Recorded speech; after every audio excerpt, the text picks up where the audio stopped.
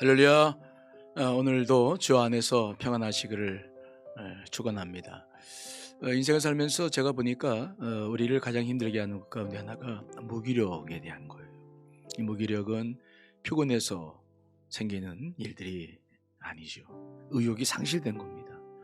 삶을 살고자 하는 열정이 다 식어버린 것이죠. 그래서 이 무기력에 빠지면 참 힘든데, 보통 이 무기력이라고 하는 것은 어떤 과거의 실패라든지 어떤 고통 때문에 와져요.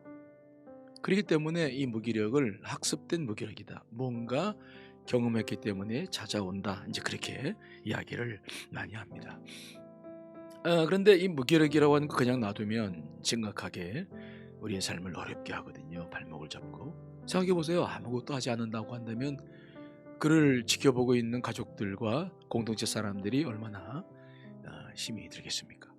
그래서 이 문제를 이제 해결해야 되는데, 그럼 어떻게 해결할 것인가? 오늘 성경에 그 답이 있어요. 예수님께서 겟세마네 동산에서 체포되셨을 때 사실 제자들은 거기서 무기력을 경험하죠. 왜냐하면 주님께서 체포되는데 자신들이 할 일이 아무것도 없는 거예요. 베드로가 한 일이 뭐냐면 칼을 빼서 대제사장의 말고의 귀를 잘라낸 것밖에는 없었죠. 그것도 주님께서 칼을 갈집에 꽂으라 스스로 잡혀가시니, 그들이 군사들을 대항할 힘이 있었습니까? 아니면 예수 그리스도를 뭐 어떻게 석방시킬 정치적인 정치력이 있었습니까? 아니면 예수님과 더불어서 죽을 그런 용기가 있었겠습니까? 아무것도 없었죠. 그래서 거기서 그는 철저하게 무기력을 경험하고 도망치잖아요.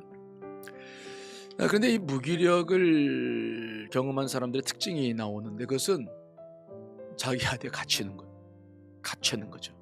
갇혀서 아무것도 안 해요. 두려움에 지배받는 것이죠. 그래서 오늘 말씀 보면은 제자들도 한 곳에 모여서 그냥 문 꽁꽁 걸어 잠그고 그리고는 있는 거죠. 그러나 부활하신 주님께서는 이 제자들이 무기력증에 빠졌다는 것을 아셨죠. 그리고 이것을 그냥 두면 안 되기 때문에 부활하신 그날에 곧바로 그들을 만나시죠. 그들을 만나셔서 그들에게 자기의 손과 옆구리를 보여주시고, 그리고 본인이 바로 예언하신 대로 부활하신 주님인 것을 증거하면서 그들을 진정시킵니다. 그런데 문제는 뭡니까? 그래도 그들 안에 여전히 학습된 무기력은 남아있어요. 세상에 나갈 수가 없죠. 그래서 주님께서 하신 일이 하나가 있는데, 그것이 바로 어떤 말씀이냐? 바로 오늘 본문 말씀에 나와 있는 22절 말씀이죠. 이 말씀을 하시고 그들을 향하여서 숨을 내쉬고 이르시되 성령 받아라. 성령을 주신 거죠. 특별히 숨을 내쉬었다라는 말의 의미는 큰 의미가 있어요. 구약에 이 단어가 두 가지 쓰여 있는데, 첫째는 우리를 창조하셨을 때, 그때 우리를 흙으로 만든 다음에 코에 생기를 불어넣으셨다. 그때 이제 그 단어가 오늘 지금 MP 샤워라고 하는 이 단어고요. 그 다음에 에스겔서에 보면은 에스겔이 골짜기에서 환상을 하나 보잖아요. 이스라엘 백성들이 우상 숭배하고 심판받아서 죽어있는 모습들, 뼈들이 막 나동가리 치고 있는 것이죠.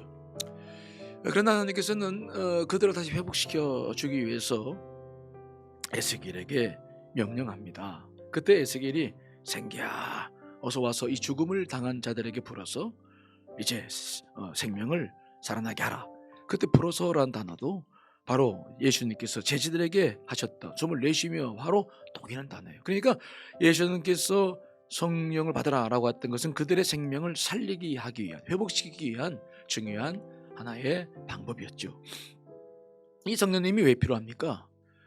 예수님은 십자가를 지기 전서부터 성령님에 대해서 분명히 늘 예고하셨잖아요. 내가 빨리 십자가를 지고 부활승천하는 것이 너희 유익이다. 왜냐하면 성령님이 와야 너희들에게 도움이 되기 때문이다 라고 말씀을 하셨어요. 그 왜 그랬을까? 여기서 중요한 것은 안과 박의 문제죠. 예수님은 아무리 주옥 같은 말씀을 하셨고 기적과 이적을 베풀으셨어도 몸을 가지고 있었으니 제자들 안으로는 못 들어가는 거죠. 늘 밖에서 말씀하시고 또 기적을 일으키셨어요. 그러다 보니까 제자들이 마음을 닫아버리면 그 말씀은 내 안에 못 들어와요. 아무런 영향을 미칠 수가 없어요. 제자들이 3년 동안 주님과 동거하면서도 변화되지 못한 이유가 여기에 있었던 거죠. 그래서 예수님께서는 성령님을 이 땅에 오실 것을 분명히 약속하셨고 기다리라고 말씀을 하신 것입니다. 왜냐하면 그 성령님은 진리의 영이시기 때문에 그분은 우리가 보지 못하는 것을 보게 하시고 또 그분은 특별히 우리 속에 들어올 수 있는 거죠. 그래서 주님께서 뭐라고 말씀하십니까?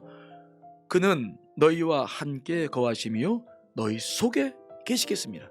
이것이 육신을 입은 예수님과 성령과의 차이예요. 성령님은 우리 안에 들어오셔서 말씀하시니까 내면에서 말씀을 들을 때 거역하기 힘들거든요. 밖에서 아무리 큰 소리를 들어도 내가 마음 문 닫아버리면 끝나는데 내면에서 말씀이 들릴 때에는 우리 거역 못해요. 그래서 예수님께서는 바로 그런 이치 때문에 성령님을 강조하신 거예요. 특별히 그 성령님께서 하시는 일이 있는데 그것은 바로 뭡니까? 요한복음 14장 26절 말씀인데 보혜사 곧 아버지께서 내 이름으로 보내신 성령 그가 너희에게 모든 것을 가르치시고 또 너희에게 말한 모든 것을 생각나게 하시겠다라고 말씀하셨어요. 그러니까 그 성령님은 우리 안에 임하셨을 때 모든 걸 가르치십니다. 그 성령님은 어떤 분이십니까? 아버지 영으로서 아버지의 모든 걸 통달하신 분이 아닙니까? 우리에게 필요한 모든 것들을 우리는 그분에게서 들을 수 있어요. 그리고 그분은 주님께서 말씀하셨던 것들을 다시 생각나게 하신다고 그러셨잖아요. 우리가 주의 말씀 들었을 때 잊어버리거나 마음을 닫아서 안 들었던 것들, 무슨 말씀인가 이해하지 못했던 것들 진리의 영이 오시면 그것이 생각나시거든요. 우리가 기도할 때나 다른 어떤 일을 할 때 주의 말씀이 생각나는 것처럼 그렇게 해서 자꾸 우리를 이제 순종으로 완전한 변화로 이끌어 가신다. 그래서 이 성령님이 중요하다고 말씀하시는 거예요. 그래서 제자들에게도 성령 받아라. 그들의 무기력에서 빠져나올 수 있는 내면의 힘은 여기밖에 없는 거죠.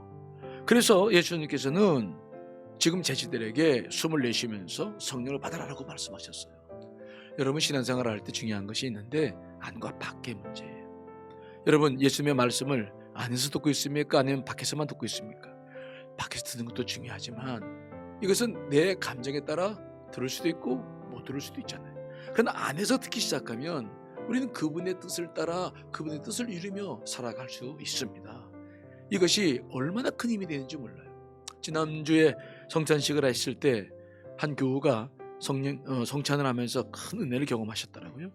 성령님 우리 안에 계시기 때문에 얼마든지 그분을 경험할 수 있어요. 그러면 모든 게 달라져요. 우리 주님께서 학습된 무기력에 빠진 그 제자들을 일으켰었던 것은 성령 받아라. 성령님이 방법이었죠. 자, 여러분들 성령과 좋은 관계 속에서 다시 한번 삶을 시작해 나가시기를 간절히 축원합니다. 아멘.